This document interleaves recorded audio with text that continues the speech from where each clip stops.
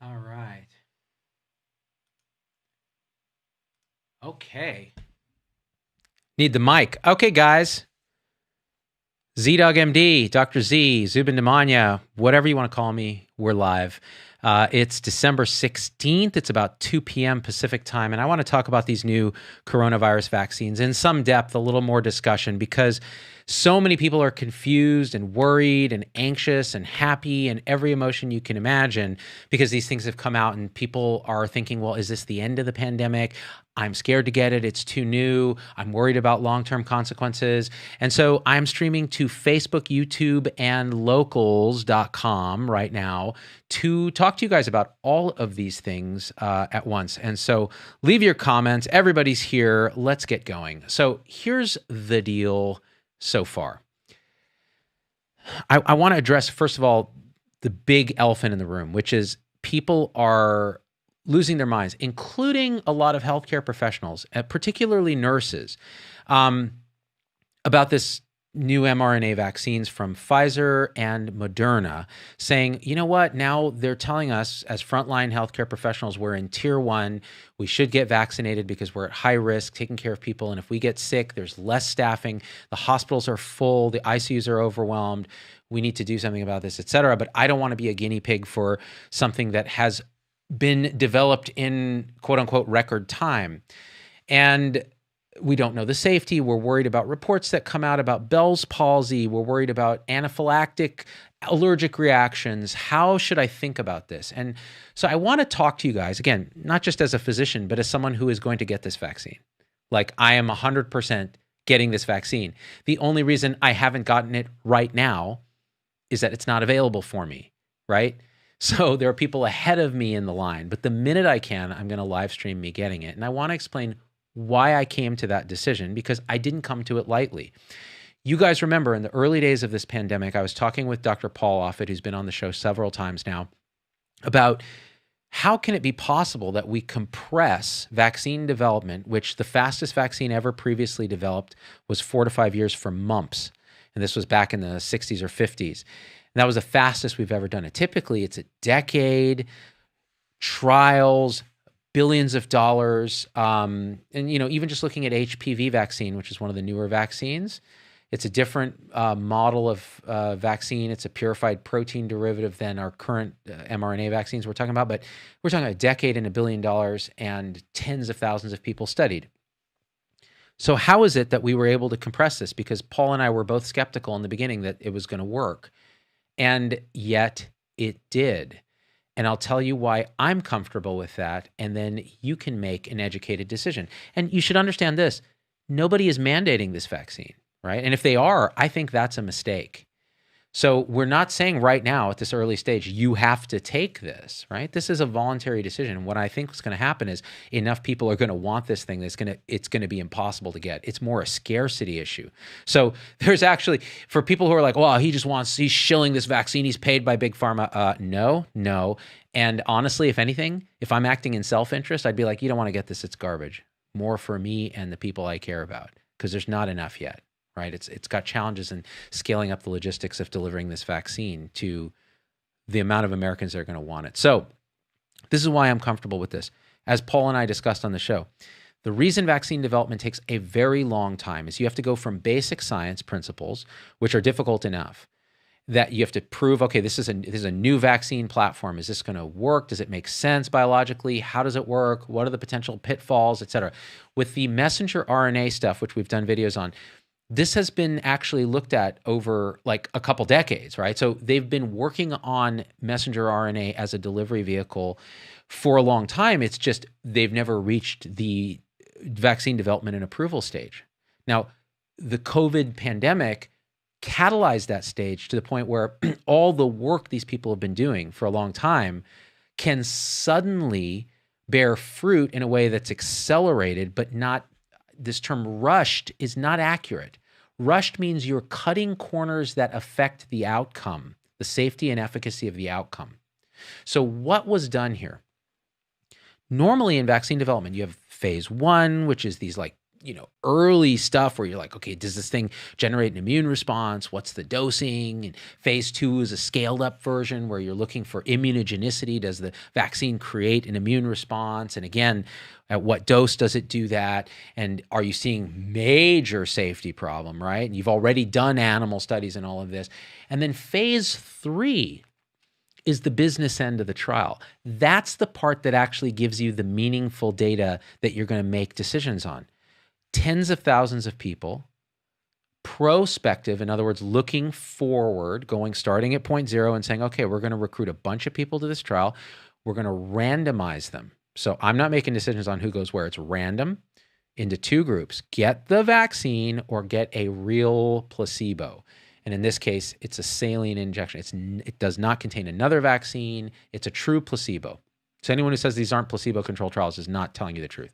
So in that phase 3 trial, you're randomized, you're blinding both the participant in the trial, so they don't know what they got, whether they got placebo or not, and the investigators in the trial, so they don't know which group got what. Because if they're not blinded, you introduce bias.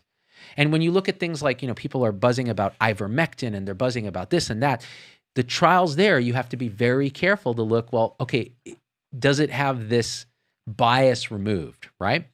So that's what a phase 3 vaccine trial would do. And all the other steps are really designed to make sure that the pharmaceutical company that's doing that phase 3 trial is comfortable with the dose and with the fact that it's going to work and with the fact that there's a chance people are going to use it and it's going to be approved, because there is tremendous financial risk to undertaking this process.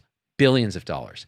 Decades, because of the slow nature of the approvals, the fact you got to do all the basic science and do those early trials and then get enough participants for the randomized control trial and hope you have enough disease out in the community that you're going to show a benefit. And a lot needs to happen to make the phase 3 trial work. Well, guess what? We were able to make that happen in this year of the pandemic, building on the decade plus of work on the mRNA technology. And then the government said, okay, listen, we're going to take the risk away for these companies. So all that financial risk that they were worried about, the government said, listen, we're going to buy a bunch of doses whether it works or not. And we're going to basically allow you to jump right into that phase 3 trial where you go, okay, does this thing work, right? Go ahead and do that trial in a way that's not going to destroy you financially, because we're telling you, if it doesn't work, we'll still pay you money, right? That took the risk away. Then actually recruiting people for the trial was a piece of cake because it's a COVID vaccine trial during a pandemic. Next, the amount of disease out in the community is all over. It's all over the place. So you're going to have enough disease to actually show statistically significant outcomes for prevention. In other words, it's not so rare that you need 1 million participants to detect a case, right? So, the 40,000 odd in each of these trials, it's like, yeah, that's pretty good. You're going to see evidence of outcomes here based on that, because all these things aligned. So the government actually did the right thing with Operation Warp Speed. You have enough spread in the community. You have the risk taken away from the pharmaceutical companies to do this. And Moderna partnered with NIH. Pfizer did it themselves, but still got guarantees of purchases for so many doses, right? So it takes a lot of the risk away. And then what happened? The scientific community did something remarkable. They did what they're supposed to do and scienced the living crap out of this thing. From the day when we had the genetic code in January from the Chinese scientists to a functional, effective vaccine, less than a year. And people say that's rushed. No, the business end of the trial was done absolutely superbly from all the data that we can see so far. And as Paul said on the show, most of the serious rare adverse events happen within the 6 weeks of the injections. And now we're out, 2 months. And so we have pretty good data now. So this idea that it's all rushed, no. They just took all the unnecessary stuff and said, don't do that. Just do the business end of it. Do it correctly, and we'll make it so that you don't go out of business taking that risk. And it worked. So now you have a vaccine that both the vaccines are like 94, 95% effective, meaning it's going to stop that percentage of cases. I mean, the measles vaccine is like 97, 98% effective, and you nearly eradicated measles with it. Nearly. And I say nearly because anti-vaxxers, right? So that being said, you now have this amazing accomplishment. Now, here's the question. Is it safe? Is that enough? I think it's pretty effective, not only effective across age groups. So older patients have a pretty good efficacy. Younger patients, now we haven't studied it under 12 or whatever it is. I believe it is 12. So it depends on the trial you're talking about and which vaccine you're talking about. But we have studied it in older people, and we have studied it across racial groups and ethnicities and across countries. That's huge, right? This isn't your typical white person male trial that we used to do and then go, let's apply it to a 62-year-old Hispanic lady. That doesn't work. This does. This is science done pretty damn good, you guys. And I'm saying this as someone who was very skeptical that they were going to be able to pull this off. One of my skepticism pieces was the worry that FDA was going to become politicized and truly rush it, meaning before the phase 3 results came out, and Paul was worried about this as well, releasing an emergency use authorization from FDA and saying, you know what, it's good enough, go, and we'll finish the study later because it's a pandemic. Okay, you do that, and it's game over for trust and for the science of it. So they did the right thing. They waited, right? And of course, that happened after the election. So people say, oh, they were trying to screw President Trump or whatever.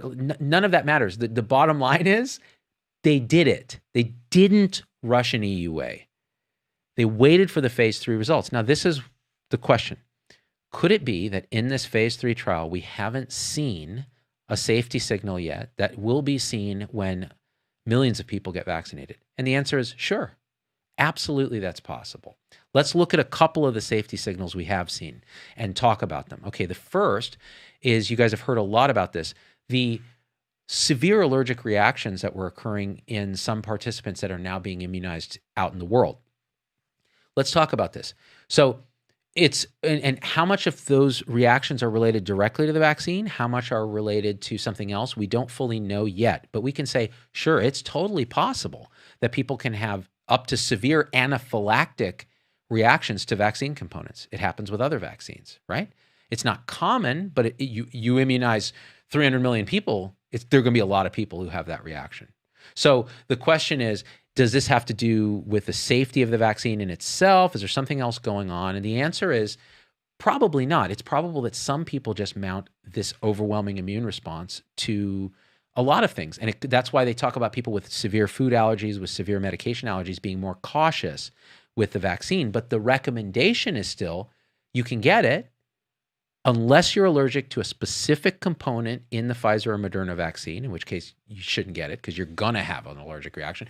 But if you're just at high risk for allergies, the idea is get the vaccine, but stay in a clinical location for at least 30 minutes or whatever they're recommending so that you can be monitored, because anaphylactic allergic reactions can be treated, right? So that's one piece that people should understand. That doesn't prevent you from getting vaccinated. It doesn't speak to the overall safety of the vaccine. It's just a function of this happens. It's like understanding risk in general. If you wear a seatbelt, there's a small chance that the seatbelt will kill you in an accident, right? But there's a much bigger chance that the seatbelt is actually going to save your life, or at least not harm you. So that's one piece. Now, the second piece is, you've heard probably this one safety signal that they're seeing in the trials is Bell's palsy. So what is Bell's palsy? Let's talk about that for a second. And I'm just looking at the comments here to see them continuing to stream. Perfect. Is Locals working? It is. I see you guys on locals.com. This is my new favorite platform because it isn't the wide open internet. People want to be there. It's not a bottomless well of addiction like Facebook and YouTube. God, I'm starting to think I should just cancel both of those, but then I wouldn't be able to reach people until other things grow up. So Bell's palsy. Bell's palsy is a facial nerve inflammation or damage that usually reverses itself. It takes some time. And what it is, the facial nerve controls these muscles in the face. So it manifests, it shows up as a droop or an inability to move half your face. And that can look like a droop. It can look like just, half your face is smiling. So it can be, visually very uncomfortable for people. You can have tear problems, eye problems. Some people have to even, artificial tears and those kind of things. It just depends on the severity of it. And we saw 4 cases in the Pfizer trial in the vaccination arm. Now, these are tens of thousands of people, all right? So 4 cases in the vaccination arm, none in the placebo arm. In the Moderna trial, again, tens of thousands of people, 3 cases in the vaccination arm, 1 in the placebo group. Now, here's how we can think about this. Could it be that the immune response, because remember, some of the causes of Bell's palsy can be viral infections, and it's felt that there's either a direct viral effect or it's an immune effect from responding to the virus that can cause this facial nerve effect. Could it be that the vaccine is triggering such an aggressive, generalized, innate immune response that it is doing something that's triggering Bell's palsy? Sure, that's possible. It's totally possible. If that's the case, there's going to be a background of people that get that. And already 2 have recovered. It takes time to recover from Bell's palsy, and often you will recover. So it may not be the worst possible thing that can happen, but it's not pleasant, right? But here's the other proposal. It turns out Bell's palsy occurs in a certain percentage of people anyways. So in a trial of tens of thousands of people, you would expect a certain background rate of Bell's palsy anyways. And so far, these numbers are within the spectrum of that background rate, as far as we can tell, right? Now, could it be when you immunize 1 million people, you'll see more in the vaccination group than you would in the community? Well, then that's going to be important to know. And as Paul said, you never breathe a sigh of relief with vaccines until the first 3 million doses have gone into people's arms. And he's quoting the guy who pretty much made most of the vaccines back in the day. And that's true because you just can't know for sure, right? And there's uncertainty in it. And there's always risk in anything we do, right? It's just how do we weigh it? So the Bell's palsy thing isn't a massive signal yet, but look how science works. It's publicly reported, the data is looked at, and it's now all eyes are on new vaccinations to go, hey, are they experiencing this? Is this something? So we're going to know the answer to this. It's not like it's brushed under the rug, or they're hiding it, or any of this other nonsense conspiracy stuff, right? So science effing works. That's how it works. Business end, phase 3 trial, look for data, follow up, be vigilant. All of that is happening. And that's why I'm comfortable so far going, yeah, hit me up. Now, the other thing is people say, well, people are talking about these terrible side effects of the vaccine, right? Well, first of all, again, like Paul said, the immune system needs a better PR agent. These aren't side effects. These are effects of the immune system revving up, which is an adjuvant effect that allows you to, that's probably why these vaccines are so effective. Because when you get a fever, weakness, headache, muscle aches, arm pain, that is a sign that your immune system is revving up, because those are the same immune effects that happen when you get infected with a real virus. That's your immune system going, time to fight. And when it gets jazzed up like that, think about this metaphysically for a second and philosophically, what a vaccine is doing. A vaccine is giving your body, your immune system, a heads up. Hey, partner, let me show you something that you're going to see in the future if you're not careful in the real world. So let's pretend, let's do a little drill here. Let's pretend that I'm invading you. And here's the tip of my spear that's invading. You're going to recognize that tip, the spike protein, and you're going to start firing it up. And that's what the immune system does. It goes, okay, we're on it. DEFCON 1, fire up immune system, start making the antibodies that are going to bind to that and neutralize it, the neutralizing antibodies, but then make the memory cells, B and T cells, that in the future then sit there like sentries when the virus actually comes. And remember, this virus has a slightly longer incubation time than, say flu, which can hit you in like 18 hours. This thing is in a mean time of 5-6 days. You got plenty of time to spin up an immune response. Yet another reason why this vaccine is probably so effective. So the fever in particular is a positive. In fact, Paul advocates that you don't treat it if you get the vaccine and you're just laid out with, fever to 102 and muscle aches and feeling crappy. Take that as awesome. DEFCON 1 is working. Immune system is fired up. It's going to remember. If you treat the fever, you actually lessen the immune response in Paul's research. And I'm going to do a special show on that in particular, why fever is actually our friend. All right. So that's another thing. So these things are not side effects. They're effects that come with the vaccine. And Moderna seems to have a little more aggressive effects than the Pfizer in the data that we're seeing, although it may be not an apples to apples thing. But when FDA meets on Thursday to talk about it, the committee meets, it'll be interesting to hear what they have to say about it. So all of this is to say, now the other question about this, what about pregnant women? What about lactating mothers? Well, Moderna's done some of those toxicity studies and they haven't found any toxicity, but in general, those decisions are to be made between the mother, the doctor, and saying, okay, what are the risks and benefits? Well, we don't really know because it hasn't been studied aggressively in pregnant women. So you have to make educated decisions, but we do know that getting COVID in pregnancy is a very bad thing. So you have to make those decisions.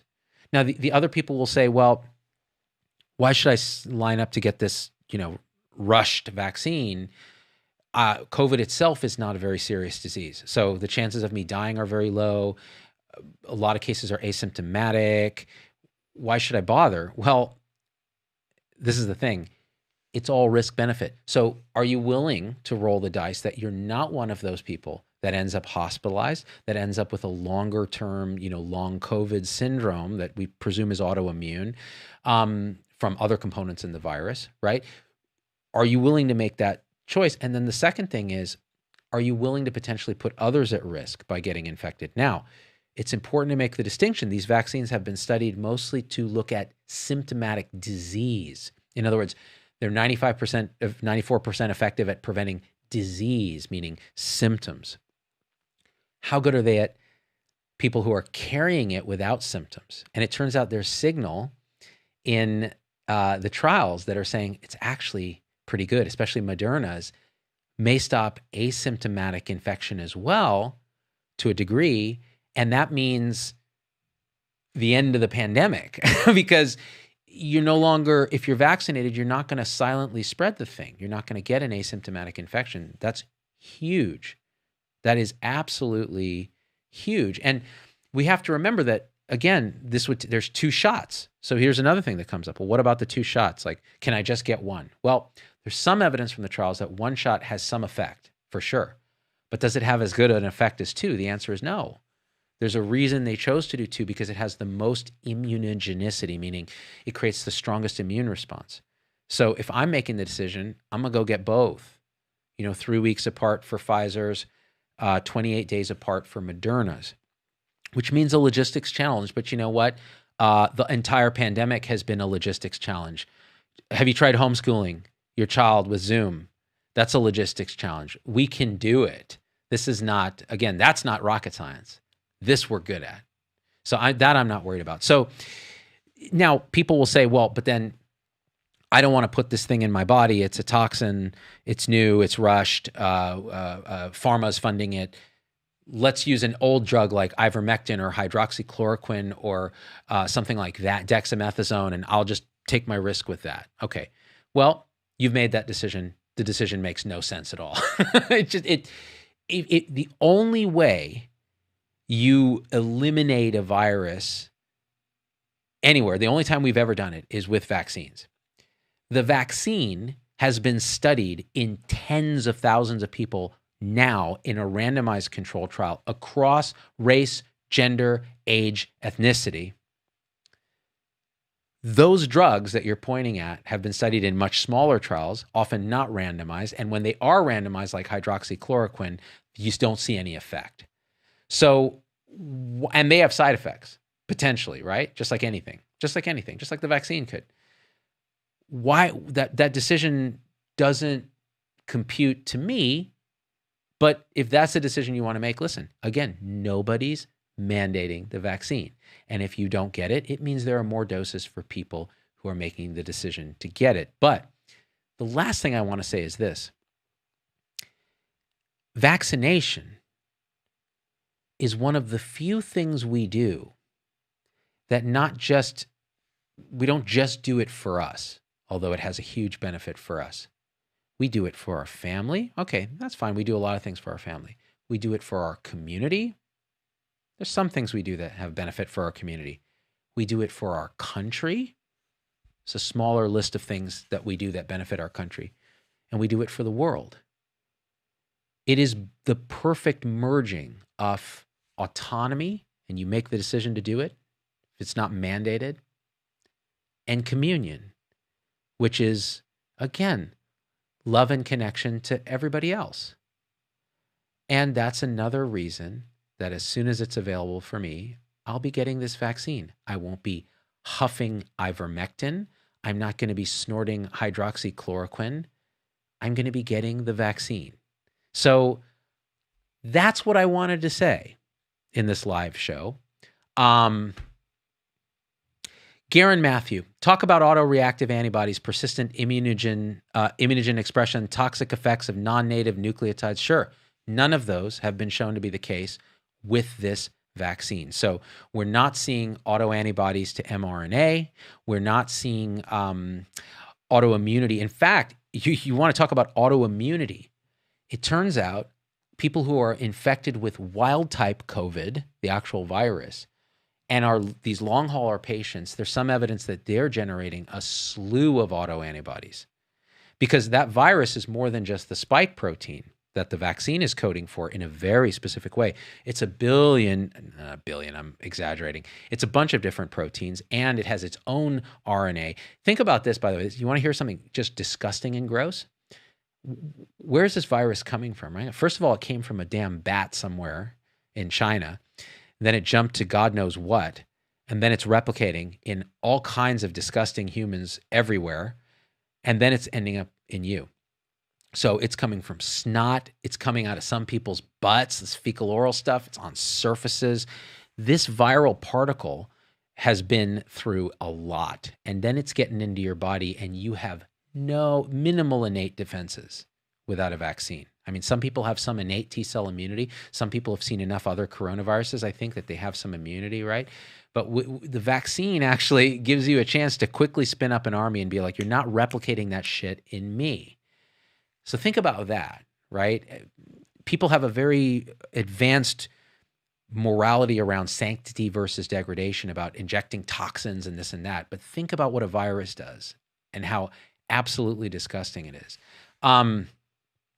Let's read some more crazy Facebook comments. By the way, in general, I have to say this. I want to rant for 1 second.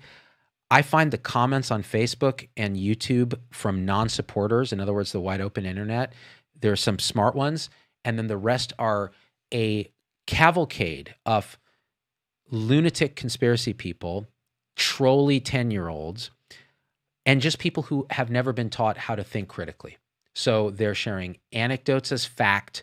They're making tons of logical fallacies. And look, we don't teach critical thinking. I make mistakes all the time. I was never taught it. I had to learn it the hard way. But the comment section can be so demoralizing for someone like me who's trying to communicate science that I've almost just stopped looking, honestly, which is sad because that's where we have conversations. So now I save those conversations for my paid supporter groups. Why? Because I'm trying to make money? A little bit, not really. It's because it's so awesome. We're rational. When we disagree, we have civil conversation. We respect the goodness in each of us, trying to be good, and we all have similar goals. That's the promise of the internet. That's why you should try us out on the supporter tribes on Facebook, YouTube, or locals.com if you want to be off the Zuckerberg Googleplex grid and stop playing the social dilemma games. I highly recommend it, by the way. Who knows? That thing may be garbage too eventually, but we got to try. We got to try something. Let's read some comments here on Locals. I love it when Dr. Z brings it home like that. It's about community, Lisa Catherine. Honestly, I get more philosophical the older I get. It's one of those things. Let's read another one from Locals. One healthcare worker in Juneau, Alaska had an anaphylactic reaction, very rare, I'm assuming, Jay the Fit on Locals. So Yes, I heard about this on Locals, actually. I haven't confirmed it, but yeah, and that can happen. Now, remember, that's why you want to be pretty vigilant. The nice thing is a lot of the people getting this vaccine right now are in fact in healthcare settings. So we'll be able to hash out a lot of stuff with our frontline healthcare workers first, not as guinea pigs, but in terms of like anaphylaxis. Well, you're right in the best place you can be if you're going to have an anaphylactic reaction. So we want to maintain that vigilance. Let me see on YouTube some comments. Here you go, classic YouTube. Evie Courtland, how many lies can you say in the same breath? So this is what we deal with. Like, it's this kind of like BS non-discourse that how are we even, but she's here, right? So by the fact that she's here, leaving a comment, YouTube's effed up algorithm will juice this video and more people will see it because of Evie's ding dong comment. That's how broken social media is, that you have to rely on trolls to get your video seen by actual people who are going to learn from it. Like, we're in a broken world, you guys. Like, that's why we got to celebrate when things work. Like this vaccine process, holy crap. And I did not expect it. I really didn't. I was one of the biggest skeptics. Go back and watch my early videos. I was like, don't wait for this vaccine. Facebook. Let's read one more comment. Any evidence on people contracting COVID twice? Oregon said they have dozens of cases with people getting COVID 2 or more times. Jamie Sweeney. All right, this is a good one to end on. Look, if you could get COVID all the time, keep getting reinfected all the time, what's the point? You're not going to be able, the vaccine's not going to work because immunity doesn't exist. You're never going to develop herd immunity because people just keep getting reinfected. So that would be a catastrophe, right? And there are agents like this, you know, the bacteria that causes strep throat, things like that. You can't make a vaccine because there's no lasting immunity. But in this case, it turns out the consensus so far, and I was talking to Paul Offit about this, is that like any virus, sure, when it comes back, what's happening? You're reinfected immediately. So the virus comes, it has a slow incubation time, it starts replicating. By replicating, it shows itself to the immune system. If you've been exposed before, and this is why they think the vaccine might actually be more effective than getting infected in the wild by the virus, because you get the adjuvant effect. So, okay, actually, this is worth going into. Let me formulate how to say this. Okay. You're infected with COVID in the wild. You mount an immune response, you survive it, you come away. You have memory B and T cells that can spin up an immune response the next time you're infected. If COVID's incubation period was very short, in other words, the minute you see the COVID virus, it's replicating super fast like flu, and very quickly you're sick, right? Or RSV. It's much harder for your immune system memory to spin up fast enough to keep you from at least not having symptoms. You know, you're going to feel ill and then you may get better faster because you have a head start, but you're still going to feel sick, right? With COVID, we're somewhere in between. 5 days median incubation time. That's enough time for immune system to spin up, but not perfectly. So you may get infected again. You may have some symptoms. You may be contagious. This is why people say, well, you may still need to be careful with distancing and hand washing and that sort of thing for a while until we really develop enough herd immunity that it's less of an issue. So that may still happen, but the second infection typically is going to be much milder and less severe. Now, there were a couple, I think one exception where the second infection was more severe, but that, again, in a population of how many millions have been infected, to have a couple cases like that, that's not that discouraging. And that could just be a mutation. It could be not a mutation in the virus, but a mutation in a human that changes their immune response. Something happened. They never had a proper immune response to the first virus. They just cleared it otherwise. So there's lots of things that could have happened there, right? Now, how can the vaccine be more effective at creating immunity than getting infected naturally? Because you'll hear the anti-vaxxers say, well, I went to a measles party or whatever. I went to a chickenpox party because I want natural infection. Why would a vaccine be better? Well, remember when I was talking about fevers, muscle aches, all the stuff that you had with the vaccine? It turns out the actual virus can generate an immune response that knocks out interferon, particularly in men who are more affected by this. I was talking to Paul about this on the show, Paul Offit. And interferon is part of the immune system that can help fight viruses. So by attacking it, by knocking it out of commission, the wild virus actually gets an advantage. And so you get less aggressive of an immune response and an adjuvant immune response. And so your memory response may be less aggressive too. With the vaccine, it's tailored. Just here's the spike protein, the one antibody you really need to make to knock that virus out. Forget about all the other antibodies that may actually cause trouble, right? Just that antibody. And there's an adjuvant effect where the immune system is fired up and you're getting these muscle aches and fatigue and interferon, so that the memory of that may actually be better and stronger. Now, we don't know for sure, right? We have to look at the data ultimately, and that may take a little bit more time to see, is it more effective than wild-type infection? So that's a great question. That's an example when Facebook hits you with something really good, and that's the hope of social media. All right, guys, again, this is the last pitch to become a supporter because it keeps us independent. People are like, oh, you're sold out to big pharma. Where's my pharma money? Please, pharma. I wouldn't take your money now because I'm in your pocket. You guys. Like, we have enough supporters that I can pay my team and do my show and never, ever worry about being in anybody's pocket. Like, that's magic. And we have a great group, a great discussion, a great tribe, wonderful people. It feels like family when I talk to them in my live shows to them. So do me a favor, share this video. Become a supporter if you want. If you don't, share this video. Anti-vaxxers, please leave your ding-dong comments. Leave as many as you want. Share it everywhere. Be nasty in the comments. Hit the dislike button on YouTube. It just juices the algorithm so more people who are going to need to see this video will see it. I love you, and we are out. Peace.